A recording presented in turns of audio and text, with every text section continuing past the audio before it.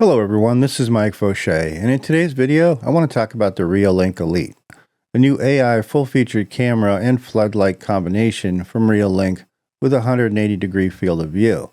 This camera packs a ton of features, so stick around for the rest of this video to find out more about this device and to see what it has to offer.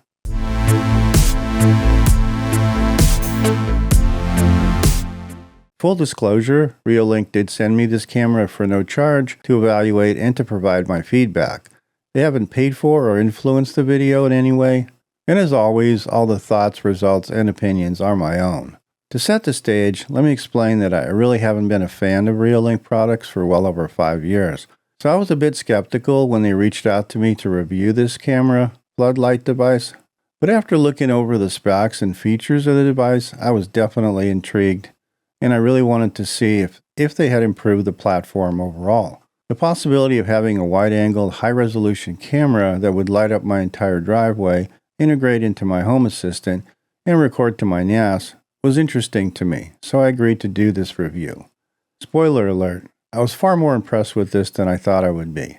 Let's begin by examining the hardware and the specifications, and we can go through the initial setup and configuration. Inside the box, you get a sticker, product information, a plastic wrench that's used for securing the camera's position, a USB-C cable that can be used for initial setup, a mounting bracket used for AC junction boxes, and a selection of screws, as well as a power cord for wall mounting the device if you don't have a junction box that you're mounting to. The front of the unit is an 8-megapixel dual camera system with a 180-degree panoramic view, a sensor, and 2 floodlights capable of 3000 lumens, which is enough to light up a 40-foot area. The lights support an adjustable color temperature ranging from 3000 Kelvin to 6000 Kelvin. On the bottom of the camera, there's a cover for the SD card slot and the USB-C port that can be used for initial setup. The camera supports advanced AI and smart zone features that can detect people, vehicles, and animals, which we'll cover later in the video. Then you can optionally configure the powerful 105 dB siren to activate when the trigger is detected. There are no monthly fees for this device, and you can record continuously 24/7 either through the MicroSD card, a Reolink NVR, or the Reolink Home Hub or Home Hub Pro. The camera is also compatible with FTP and NAS devices and supports RTSP and ONVIF, and it's equipped with a Dual-Band WiFi 6.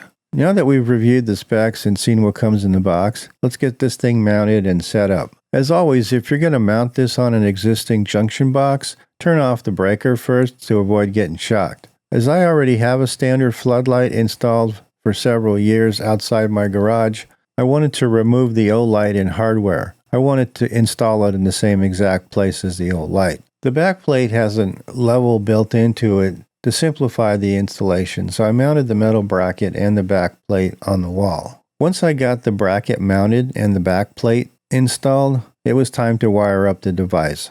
There's a small ring on the device that allows you to hang it from the light while you wire up your electrical connections, which makes it a lot easier as you don't have to hold the light when you're trying to wire it up. Once it was wired and mounted, I secured the front with the 2 screws and inserted the rubber plugs to cover the mounting holes. Next, I adjusted the lights and the camera to be where I approximately wanted them and turned the power back on so I could run the setup. One thing to note is that you can perform the initial setup before actually mounting it if you use the USB cord to power the device. You can actually get the initial installation done and attached to a Wi-Fi device. But I chose to mount it first and just set it up right at the light. If you haven't already done so, download and install the Reolink app. Power up your light and it will initiate a Bluetooth connection and connect the device to your phone. Connect it to your local Wi-Fi by entering the SSID and password. Next, you can change the default admin account and create a password. For this video, I'm just going to leave the admin account and create a simple password. Let's leave the illegal lockout option on, which is on by default, and name your device. When you're done, it'll initialize the device. If you used USB power to set this up on the bench, there is a walkthrough and an installation guide, but since I've already mounted it, I'm just going to go ahead and hit skip. On the next screen, you should see a preview, and you have the option to claim an extra 6 months of extended warranty if you choose to get the extended warranty option. Walking through the app, you have the preview, and if you turn your phone in landscape mode, you'll see a wide panoramic view with some controls at the bottom. You have the live pause, a snapshot option, and the record to phone option. Next to that, you have your stream quality and access to the microphone. Going into the settings, you see the details about the camera. You see the Wi-Fi connection and the display settings, where you have a bunch of options that you can set for the camera view. You can change the display brightness, set the anti-flicker frequency for your region. You can also give the camera a name and enable watermarks. In the advanced mode, there are some options for adjusting the stitching mode, because remember, this camera uses dual lenses to capture the panoramic view. Under brightness and shadows, you can also make color adjustments, but I found the out-of-the-box settings to work really well. Under sounds, you can set the option to record audio, which is off by default, as this may not actually be legal in certain areas. There's a speaker volume adjustment and the option to enable noise reduction, as well as the level of noise reduction. Looking at the light settings, you can change the status LED, control the floodlight and how it behaves, and adjust the infrared lights. Looking at the floodlight settings, you have 4 options. The first is tied to the motion sensing, which will turn the light on and then back off after a certain amount of time. The second option is automatic, which turns the floodlight on based on lighting conditions. The third option turns the light on at night and off during the day. And last is to set it manually based on certain times.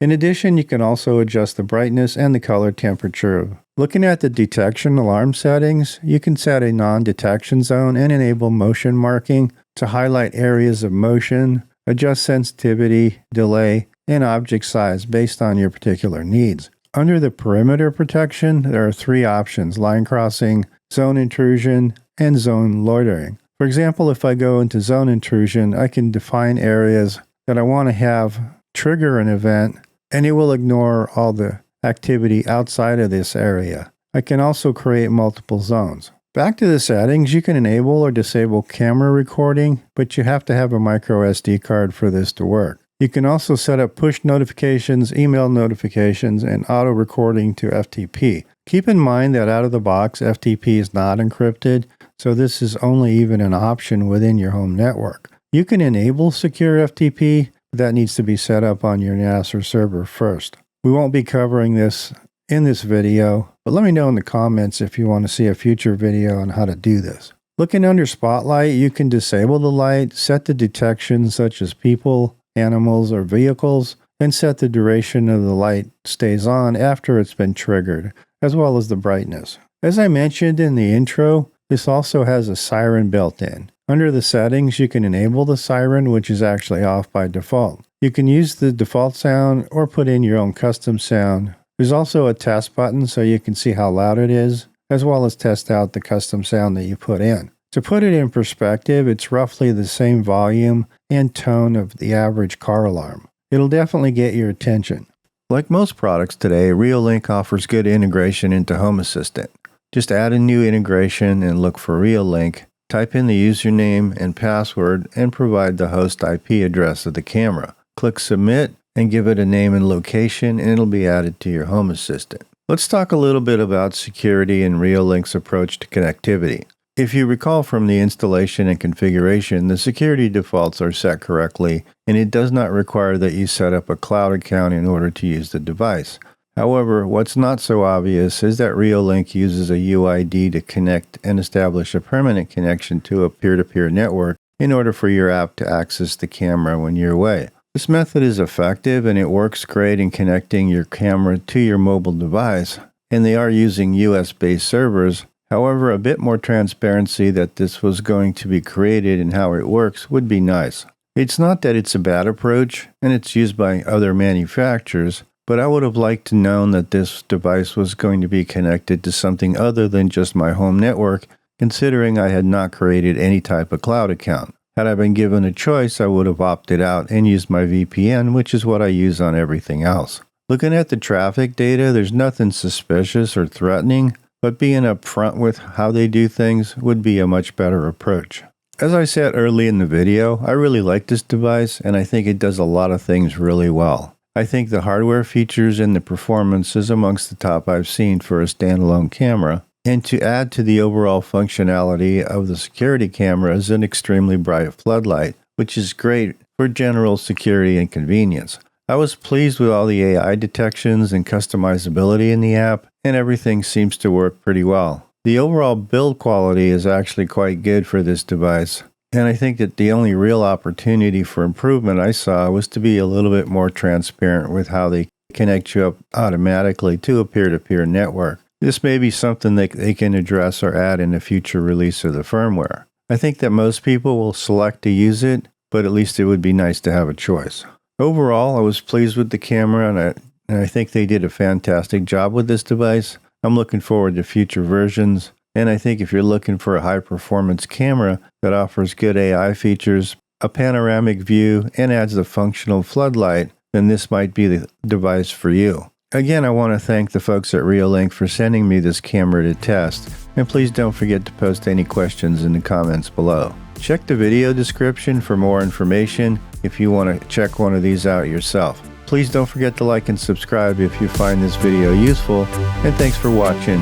I'll see you on the next video.